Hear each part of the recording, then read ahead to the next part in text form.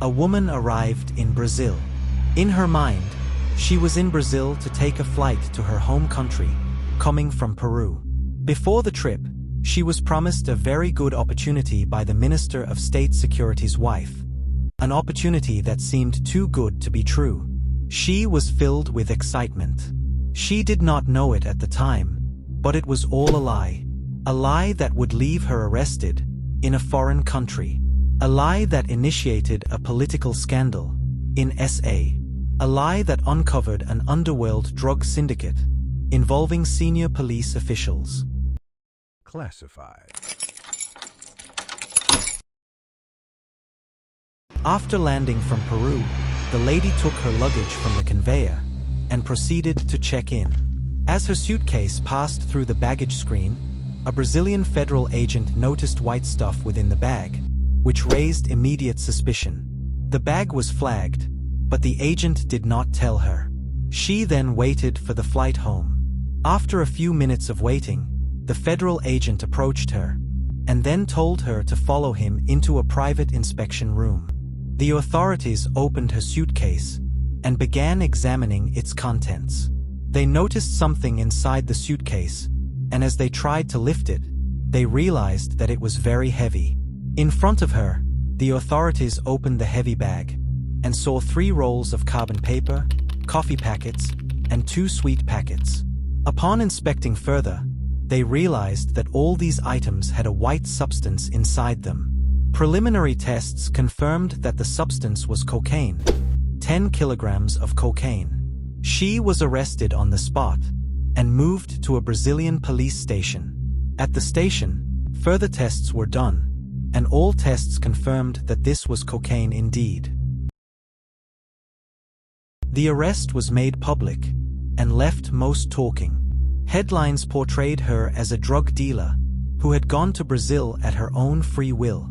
Everyone pushed the narrative that she was not a victim, but a willing drug mule. As people talked in SA, the Brazilian agents interrogated the lady. She was allowed to call her mother.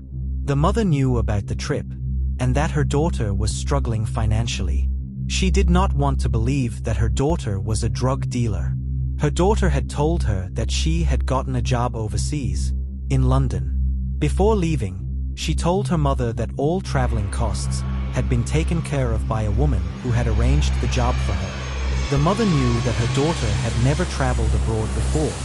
Things didn't add up. So, speaking to her daughter, she pressed for the truth, until her daughter finally told her that she was coached and trained by a woman named Sheryl.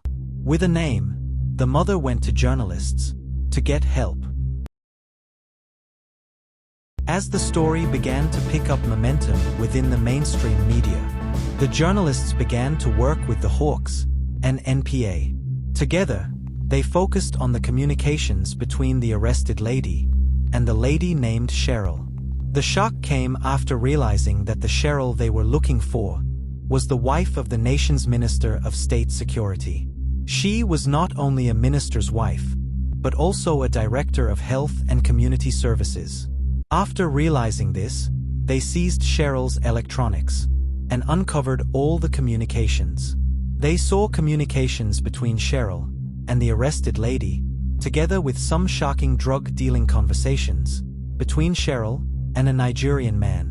They also got traveling and booking info linked to the arrested lady, with one email telling her that she must follow all the instructions given. The authorities gathered all the evidence they got. January 2010. 19 months after the arrest in Brazil, Sheryl was also arrested. The minister's wife was arrested in her office, at work.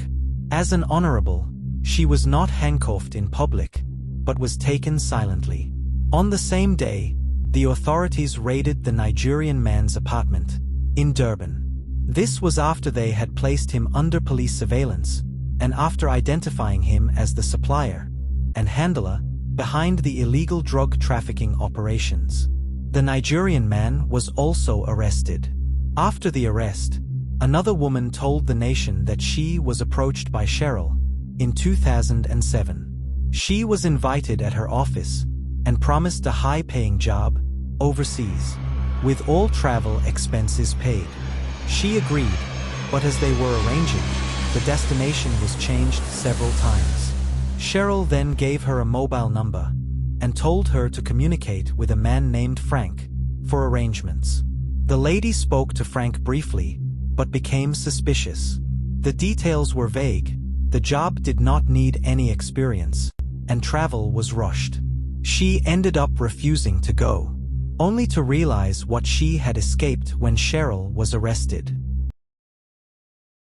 What started as a drug burst in Brazil turned into a political scandal in SA. The lady arrested in Brazil became a witness in the trial against Sheryl and Frank. Her testimony, together with the testimony of the lady who refused, were strong enough to get them sentenced. The evidence from communication records was the cherry on top. In 2011, both Sheryl and Frank were each sentenced to 12 years imprisonment. It was over, but people continued talking.